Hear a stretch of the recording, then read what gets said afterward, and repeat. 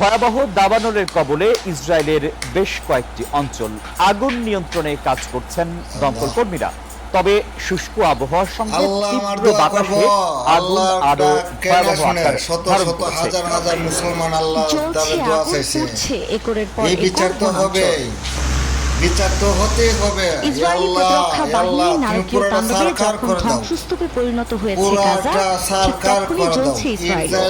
সামাজিক যোগাযোগ মাধ্যমে ছড়িয়ে পড়া একাধিক ভিডিওতে দেখা যায় আগুনের লেলিহান শিখা গ্রাস করছে সবকিছু। কালো ধোঁয়ায় ছেয়ে আছে আকাশ। আগুনের হাত থেকে রেহাই পেতে দৌড়ে পালাচ্ছেন বাসিন্দারা।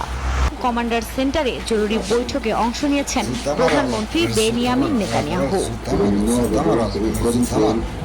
ফায়ার অ্যান্ড রেস্কিউ অথরিটির মুখপাত্র জানায়, আগুনের কারণে দমকল কর্মী সহ বেশ কয়েকজন আহত হয়েছেন। বেজ শেমেশের উত্তরে দাবানল নেভাতে প্রায় 110টি অগ্নি নির্বাপক দল, 8টি অগ্নি নির্বাপক বিমান এবং একটি হেলিকপ্টার কাজ করছে।